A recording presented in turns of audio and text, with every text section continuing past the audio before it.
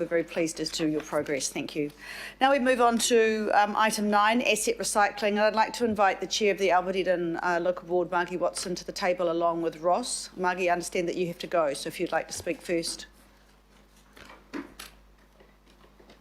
you. Morena. Just really quickly, I'd like to thank you, Madam Chair, for the opportunity to come back and talk prior to a final decision being made today. And I do acknowledge and understand the extreme pressure our organisation is under, and all of us are part of the answer to look at how we close that gap. And I'm also aware, just from the update we've had, that we're not hitting the asset recycling target. So I'm sure Ross will have some good suggestions going forward. But I just wanted to come before you just to say, look, we're not afraid as a local board of addressing some of the issues with our assets where we think they're not fit for purpose, they need to be decommissioned. We're just in the process of demolishing 2 buildings, one of which has community lease tenants in it, because the cost of bringing them back to code and where they should be is just untenable for us as an organisation, and there is a way better way to spend that money, and so we're not ploughing money into buildings we think shouldn't be retained anymore. However, when it comes to Whittamoo Street, we have a different view, and I just want to reiterate our desire to retain it within the council portfolio, and I base that on four facts, and that is that contrary to what is in the report, we do believe there is an unmet demand in the area. We have had people present to us at public forum looking for a space. We are decommissioning other facilities. We have community placemaker program we have funded, and what it has unearthed is that there is a need in the community and we have nowhere for this activity to happen. We are not talking about all for hire, which is over the road, Mount Eden War Memorial Hall. 2 is that we do see that there's future potential going forward for it to be a town square, and that that land could be repurposed, and that the other is that we know that land will never get cheaper, it will only get more expensive, and that it will cost us more in the future if we want to either acquire space in the area for community use or a town square. The other is that we did walk through the building, so thank you to Panuku who organised for, I had requested that the local board had an opportunity to go through the facility. It is an old villa. They are pretty solid heartwood. Walls had been removed in many of the rooms to facilitate their use, but they're not load-bearing walls, and they can be easily reinstated to make it more fit for what other uses could potentially be used in the future. And the other is that the local board hasn't allocated any of its forward money in the budget because we don't know what it looks like. So, you know, if there was a requirement to have some money, we might have some money to facilitate any work that might be needed on the building. So it's just really simple. We think it should be retained, but we are very understanding of the position council is in as a family, and that if that's the decision that is made today, that we will have to accept that. So thank you, Madam Chair. Thank you, Madam Chair. Really appreciate that. I have 2 questions, first from Councillor Newman and then from Councillor Fletcher. Well, thank you, Madam Chair. In light of what I've just heard from the Chair of the Albert Eden Local Board, what do we do now? Because I thought that Question, me. I thought that she raised some very good points, and I'm just not sure about. Well, I think Ross will speak after that. So she's just giving her input to this item first, and then Ross will speak. Has got a good answer. Okay, good. I'll be ready, Ross.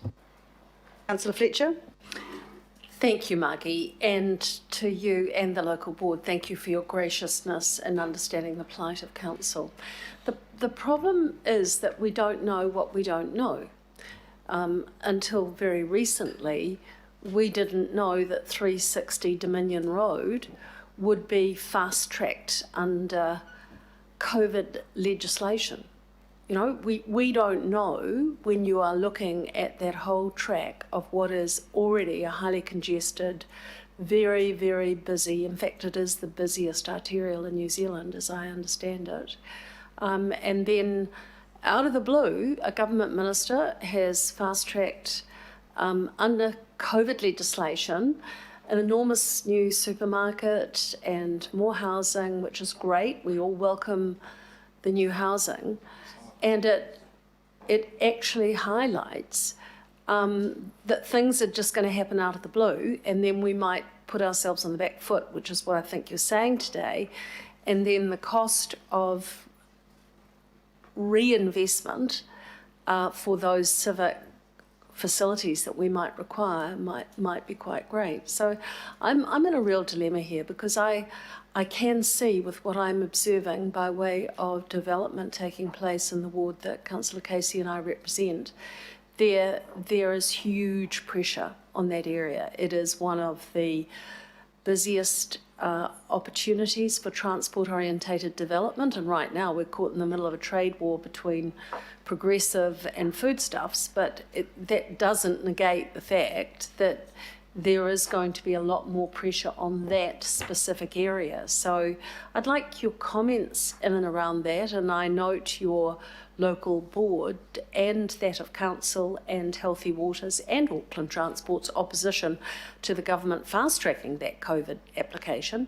But, the hearing is yet to be had. So our normal processes of council, where we plan ahead and we go through resource consents and we do all of these things, are we going to see more of the sort of upending of that in the future, and how should we effectively respond, and how are you steering the local board and being able to be capable of responding to that?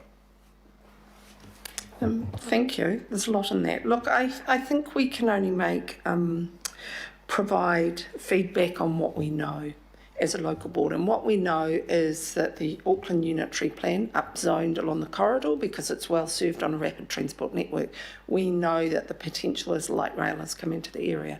We know that under the MPS of urban development, that development shall be at least 6 stories. We don't know that Dominion Road would currently fit in that category, because we're waiting for staff to give further advice on that, because it doesn't have a train station there.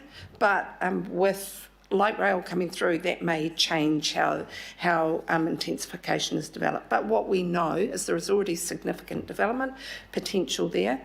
We are seeing the fast track development proposal coming through. What we know from that is they will be very short limited. They're a little bit like these HAs, and we know how that went. Sorry for those who are around long enough. And but we have no sign off at the end of the day. So we know there's development possible. We know there is other development coming through other channels, and we're waiting for what will happen out of the MPS as well. What, as a board, we know is that from making decisions in the best interest of Albert Eden, that we just need to ensure that we've got access to facilities in the area that's actually going to make life work for people that come into those very densified living spaces. Madam Chair, I suppose that the comment and the question then is, the Chair has identified that with the developments taking place, that there will be the need in the future for those developments. And the question then is, because we want to support the council budget, that let's go ahead and sell it today, but be aware that when we have to come in, we will be repurchasing at market rates. And as we have seen in the past, market rates on that inner city part of Auckland do not come cheaply.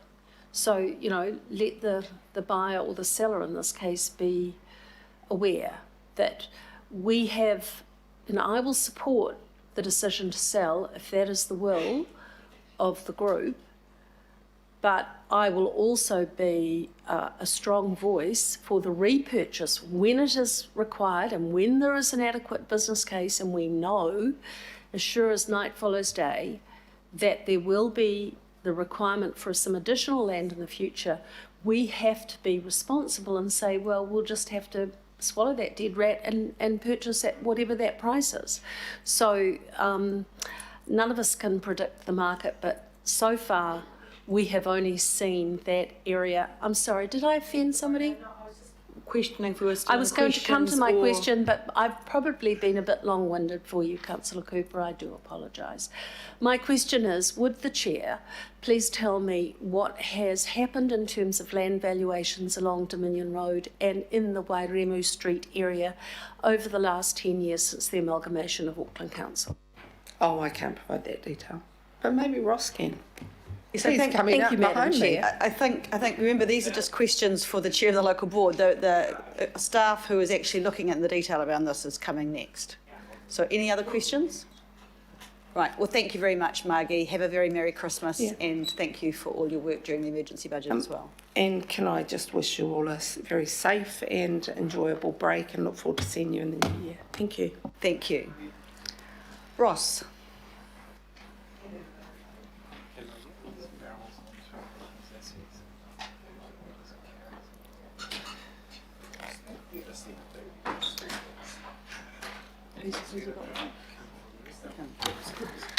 Okay, Ross, you and Kim.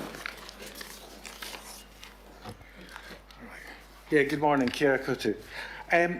This report this morning has three elements. The last element will be about Wiremu Street, which you just heard from Chair Watson. I'll give you an update on Waitai Road and Waiheke Island, and also just give you a general update on asset recycling, building on what Pramod told you in the earlier session. So asset recycling is at risk. We've got a strong pipeline of opportunities, but the time frame or runway that they have to deliver them is compressed. During November, there was only one small unconditional agreement entered into, but there are a number of significant property transactions that are progressing reasonably well. If we don't reach the budget by June, sometime shortly into the next financial year, we will meet that budget. I think the key point to remember is with the current financial year budget and the budgets that we're setting or to consult with the community on, we have 454 million over 4 years. Regardless of timing, it will still be important for us to keep that number in sight and keep planning and delivering to that number.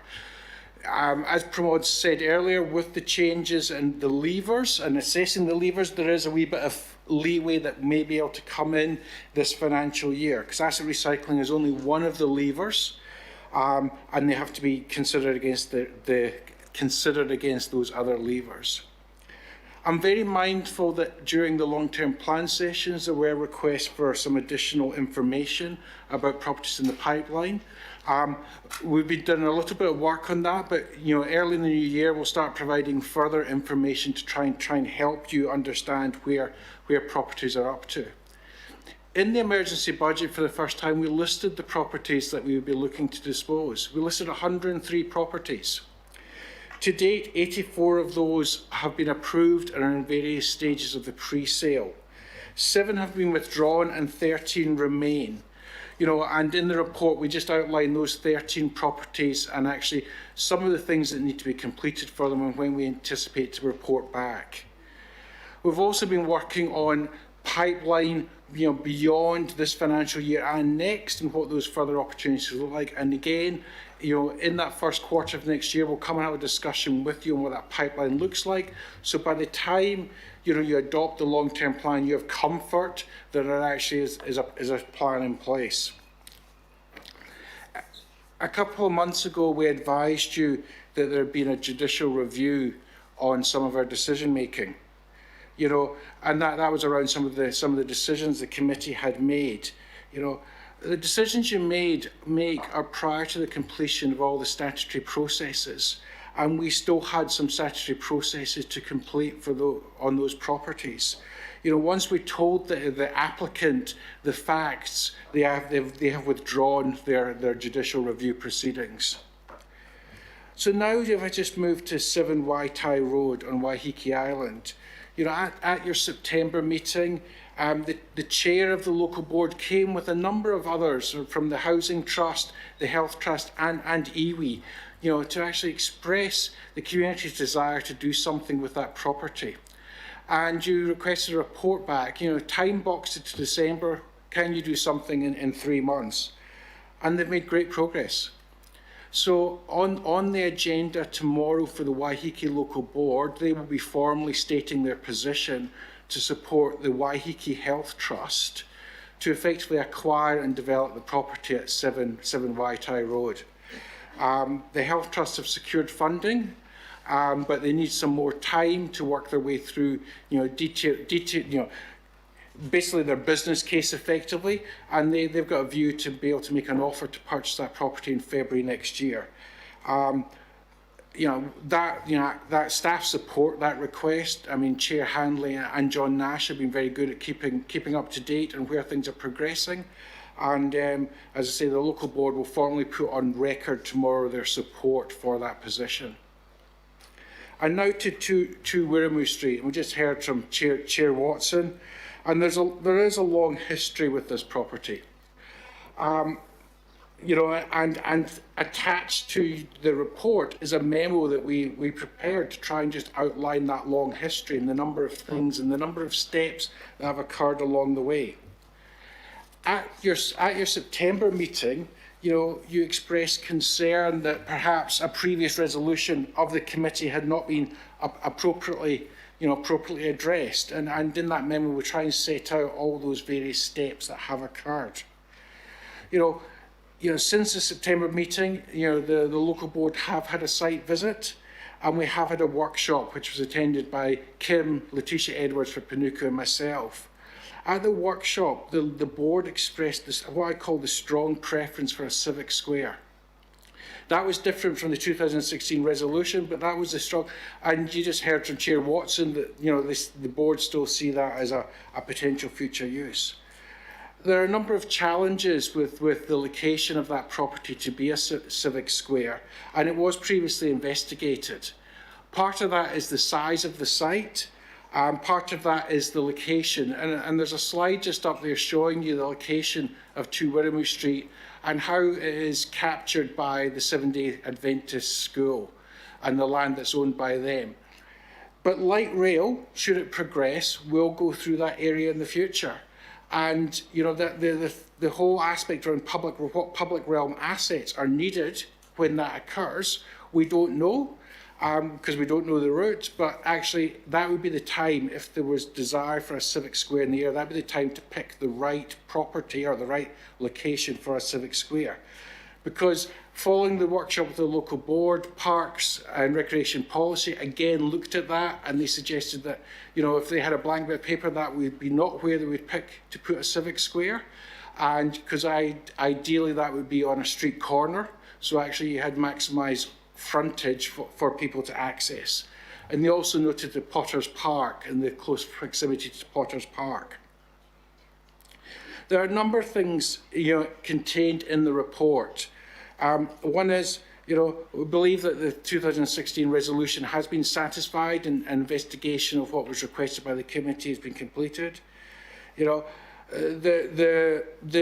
records or the register that Kim's team retain around actually requirements for community leasing when we were preparing this had 11 groups looking expressed an interest, which would register 11 groups looking for community space within the local board area, but their needs did not match the provision in this property, and that's largely around having a big space to put 50 people or so in. That's what's registered in the community facilities lease. It is an older property. It's also been configured for preschool children.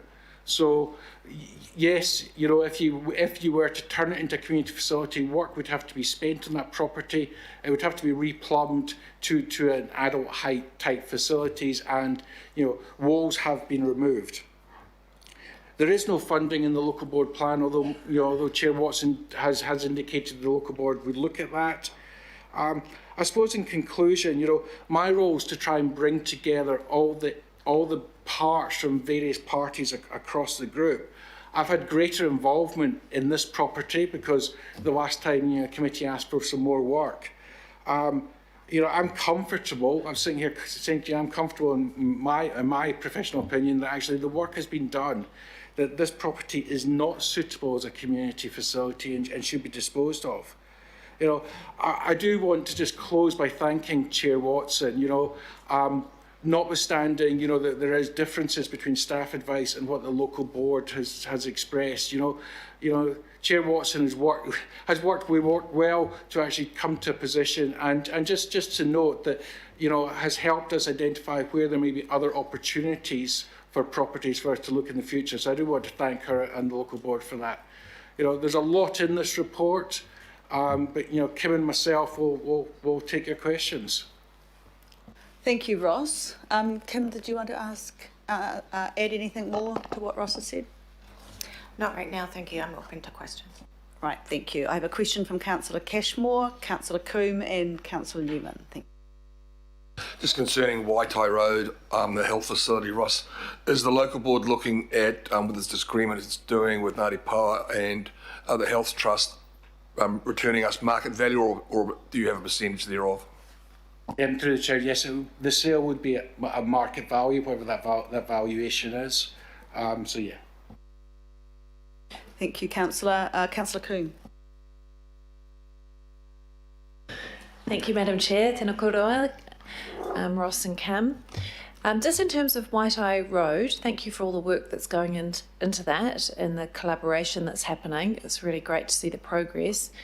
Is there an update too in terms of the remediation of the land and any contamination that might have an impact on the sale price?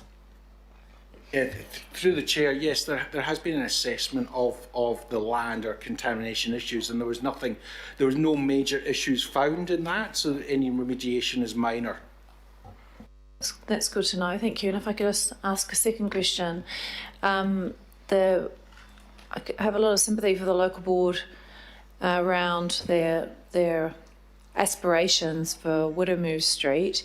It does seem to me have quite a few parallels with 3 Ponsonby Road, where on the Waitemata local board for 9 years we really tried hard to bring together, I guess, a business case for why that property has been retained, but the local board has, in the last round, did end up supporting the sale and the ability to transfer the funds to the restoration of Lee's Institute. And I wonder would that be a correct observation around the parallels, and is there any opportunity for the Albert Eden local board to realise the benefits of the sale for what they need to deliver in their local board area? Yeah, through the chair, there is a slight difference in the type of property, in that 2 Wiremu Street is not a council service property. So council's never used 2 Wiremu Street to actually deliver any services. It's a commercially run childcare, which is providing a service to our community, but slightly differently. Whereas 3 Ponsonby Road, you know, was picked up as part of the asset optimisation to reinvest, you know, service assets back into the community. So there is a slight difference, although, you know, trade-offs and priorities is what, you know, as elected members your job is, and you could determine that actually that's what you wanted to happen, but then that wouldn't help meet the asset recycling budget. Thank you for that, Madam Chair. And so sympathy is probably not the right word I was looking for. It's more, I really acknowledge the work of that local board and their interest in retaining the property, and I can see their perspective. Thank you. Thank you, Councillor. Councillor Newman. So I absolutely don't want to provide real estate for a commercial childcare. I don't think that's the role of council as a landlord, but just to understand that the local board does envisage something different. So the proposition here is that we need to put the local board's aspirations to one side for 2 reasons. One, we've just heard the back of napkin a couple of bullet points about why it's their aspirations at that location really aren't conducive to what should be happening, and 2, because we don't sell it, we're not going to meet the asset recycling targets. Would that be a fair summation? And through the chair, yes. Okay, so, and there's no benefit to the local board from this particular sale in terms of any repatriation of monies from the unlocking of the money from this divestment. And through the chair, that's correct as well, unless you decide to make a decision to that effect. Thank you. Thank you, Chair. Thank you, Councillor. Councillor Henderson.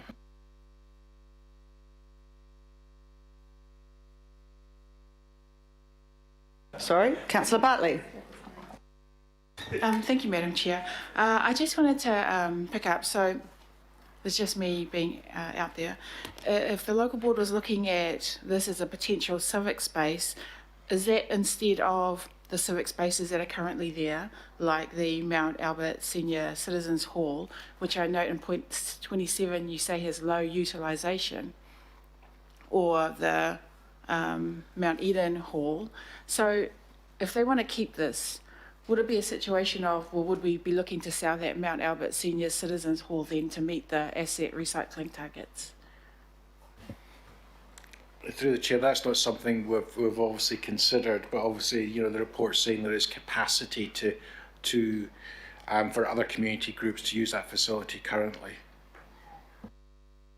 So that second one has got space for more use. So another reason why. I think the real key thing is the difference between service property and non-service property. This is not a council service.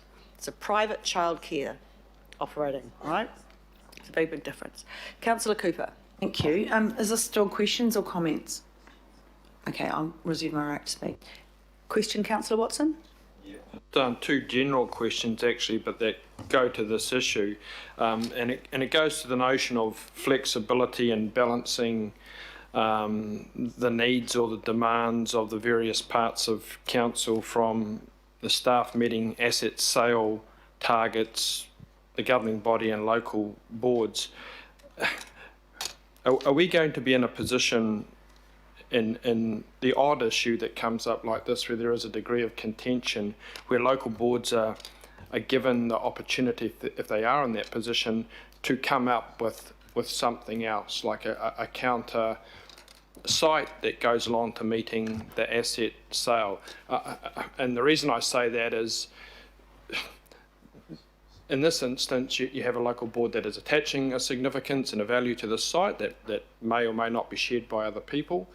What flexibility is there in the portfolio, or either now or into the future, where they come up with something else, they find the solution for you? So through the chair, if I can make two, try and answer the question and make a point. I suppose the first bit is just to look at the two properties that you have in front of you today. You know, both those properties came to you in September, and for one property you said, okay, local board, you've got a bit of time and come back to us in December, and the other one, no, we don't support that because something hasn't happened. So one local board has gone away and has worked and got themselves to a position where I believe there is a credible purchaser to invest about $10 million in Waiheke Island in health, including, and you've got another local board which don't have definitive plans or even reflect in their plans what they want to do with that property. And that's not meant to be critical of the Albert Eden local board. It's just the two different things you have in front of you today. The second bit, just to where, you know, around the incentives, and this is where I think asset recycling is going to get a little bit challenging for us going forward, but in a good way, in that throughout the long-term plan conversations and when we consult with the community, you know, we actually want to work out how we can afford our asset portfolio. So these sort of trade-off conversations have become more and more, and we want to encourage local boards to actually, as the Mayor said in his proposal, encourage local boards to actually proactively say, we want to do this and that with our asset stock. So when I say, you know, challenging in a good way, because actually these lines may get blurred, to your point, Councillor. General question then, and it goes to the value for money principle that we established at the 16th of July. So we're told to date, or end of November anyway, 34 million of asset disposals at point 3. At the last meeting here, I asked when we were going to actually get that information in terms of what the individual sites are getting sold for, what their valuations were at, in that whole in that whole notion of transparency and openness that we agreed to. So is that going to be happening? And if so, at what point do we get that detail on each property disposal? Because I want to know. Yeah, so through the chair, yes, we undertook to provide that, and we will in the new year. Yeah, just haven't got to that yet, but it's not forgotten about. Thank you. Councillor Hills. Thank you, Madam Chair, and thank you, Ross. And this work has been keeping you up at night as well. There's a lot to do. My question is sort of backs onto Councillor Watson and others a bit, but I just want to know what your view is on whether we can actually get there. Do you think it's a 9-month, a 6-month? I'm just worried about the pipeline. Is there actually the pipeline there, or do we need to be doing something, or is it just the process that takes a while to get to the target? Because I'm just worried about the flow-on effects of what if we don't meet it. Yeah, so the flow-on effects is, around actually, what's the impact across all our levers. But as I said earlier, given the long-term plan, we've now got a position there around a more elevated debt level. We will come back early in the new year and tell you those very consequences and what this means. I am very comfortable that there is enough opportunity, and indeed enough, to get to the $244 million. I will continue to bring you opportunities to consider. We've got a very big one in confidential today for you to consider. We'll continue to bring the opportunities. It's just the runway or the time to be able to take a property, get it ready for market it, sell, settle, and it takes time. In the portfolio properties, there are a lot of small opportunities, but there are some really big ones. The one opportunity which is going to have the biggest impact is actually going to be the car park concessions. So the work that that we've talked about, and we will come back early in the year and brief you fully on actually where that has got to. And there are some options around that, and we don't want to rush it, because yes, we've got the budget target, but we need to maximise the value that we can get out of these opportunities, and not just sell for whatever, sell for the right value at the right time. Thank you very much. It's a good summation. To you, Kevin, I guess, you're not banking in sort of any backstops of, okay, we didn't get there for their assets, here's the other options, or you feel confident we're tracking okay with all that taken into consideration? Because I guess on paper it still looks pretty scary what that might mean to services or other, if we don't get to that total. Yeah, look, and as Ross mentioned, we've got to consider all of the levers at one time. So we set a budget, we looked at the 4 levers, we pulled them to varying degrees, and we came up with an emergency budget. What we will be doing is coming back for the 6-month results in February or early March, and actually giving a feel, how did we go for the 6 months? Those initial assumptions we made around revenues, around costs, how do they now stand? Are we on target or not? Are we looking favourable or unfavourable? We'll put that into the big pool. So we'll look at the revenue streams, our costs, operational costs, our capital expenditure, as well as our asset sales. The rates is the one definitive one, because that was set at the beginning of the year. We can look at those other levers, and then ultimately look at that debt lever as well. Just what do we now know that we didn't when we set the emergency budget? So we'll weigh all of those up, and we'll come back to you with more information to say how are we on track or not, and what would that mean if one of those levers is less or better than we thought. Thanks. Thank you, Councillor and Kevin. Councillor Fletcher. Thank you. I guess I asked the question of the chair before, and that related to what have we observed since amalgamation on land prices in that area of Mount Eden. So I'd be interested in that. But I'd like you to answer me in the context of, and like Councillor Newman, I don't think we should be in the business of childcares, but Council has benefited where we have been a land banker, so to speak, where there has been developmental growth. So we're in that awkward place where, on the one hand, a lot of the decisions that are going to really impact on that area are not decisions that are taken by the local board. They're decisions that are taken right here at the governing body, and decisions that are taken potentially by government into the future. So I would really welcome, you're saying that you're looking forward to the debate about the trade-offs, and I too am looking forward to that debate, but I just want the assurance that when it comes to a credible business case being put forward for the need for whatever it might be in that community, because we know that that development is coming, that we are going to be willing to pay market price for the land that we need.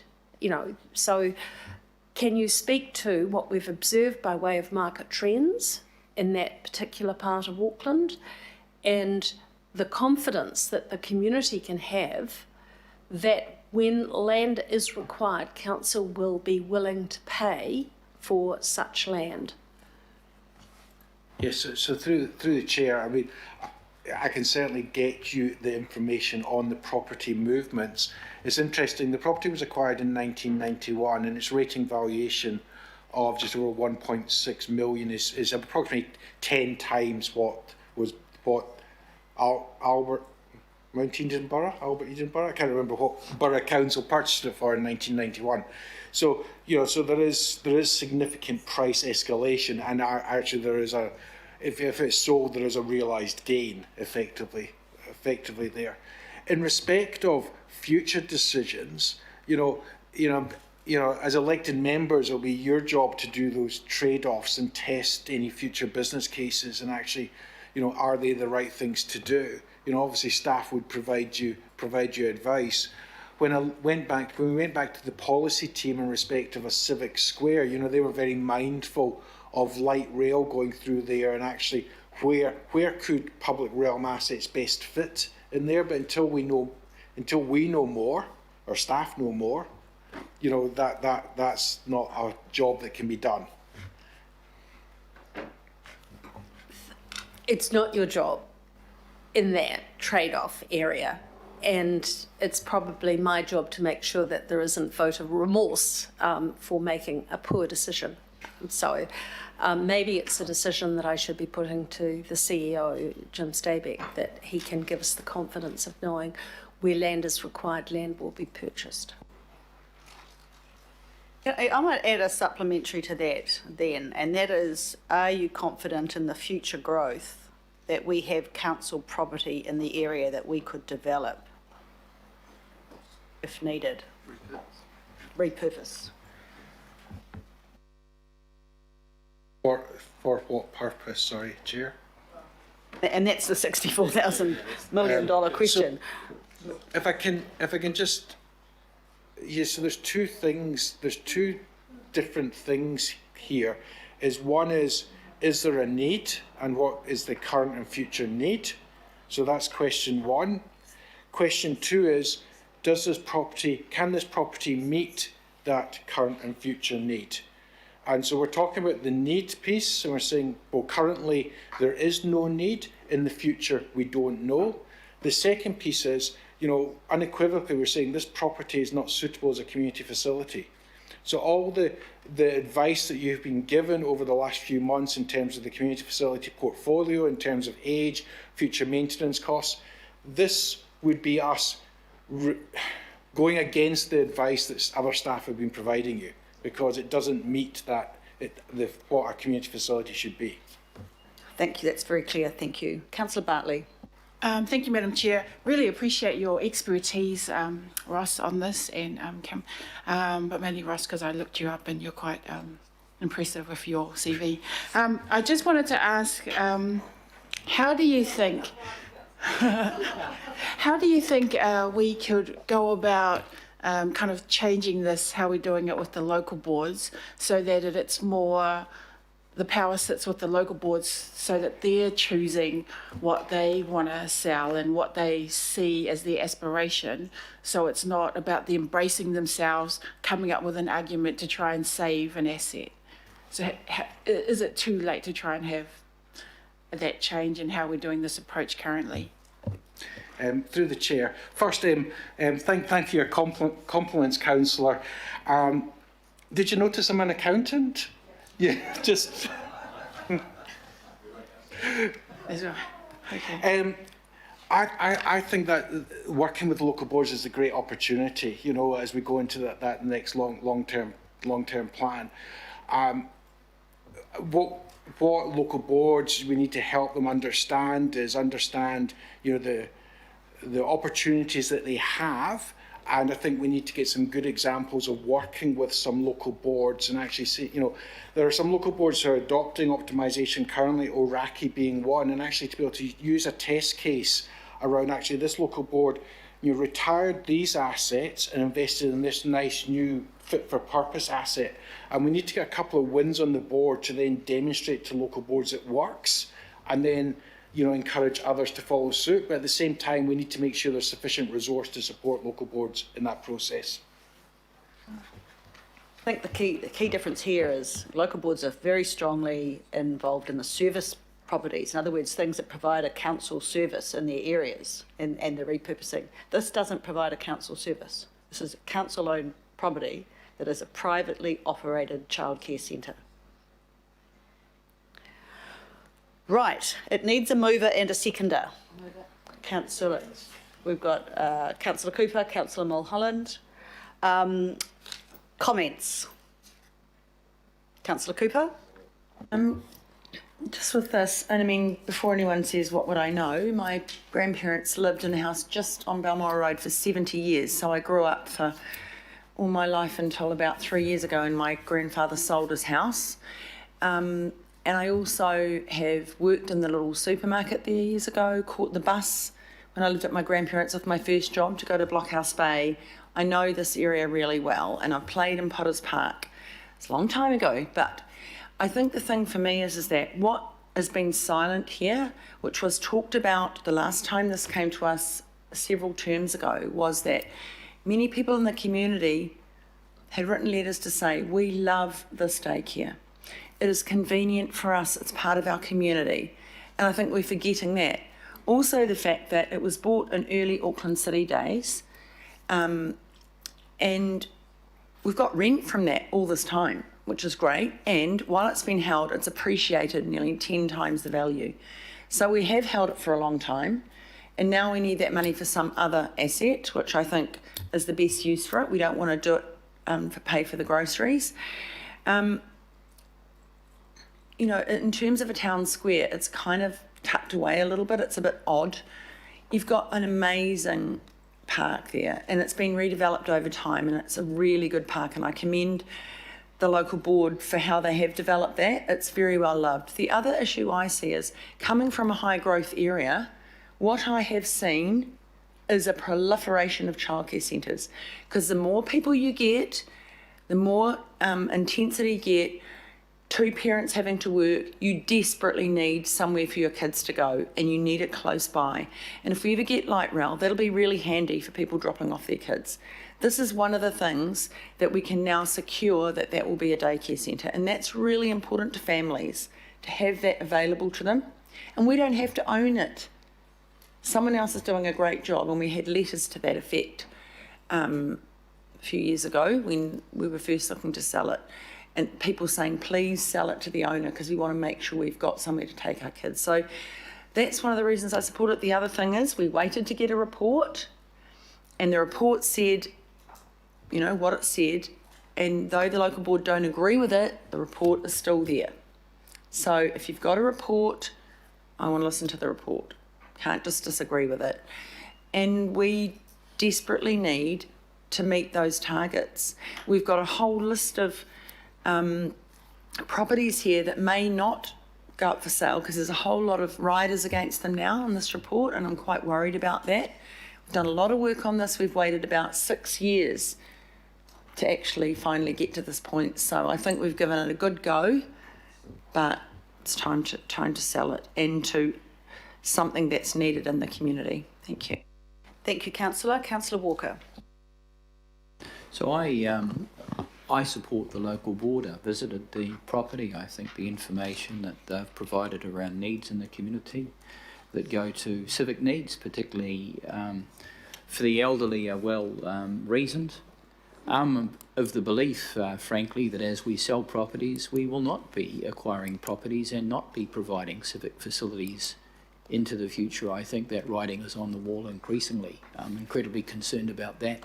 I think that goes to our lack of development contributions, our debt situation, a whole variety of things. So I would have thought a prudent situation here would have been to have retained this property. It is well located. We could leverage a development on that property that could meet community needs at the same time as having some commercial proposition there.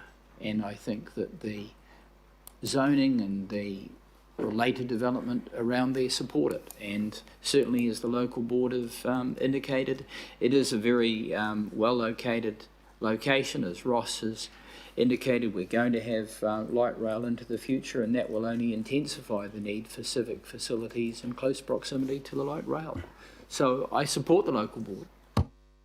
Thank you, councillor. I've got no other further speakers, so I'll put it to the vote. It's been moved and seconded. All those in favour say aye. Aye. Against? Thank you, councillor. Will do. Thank you.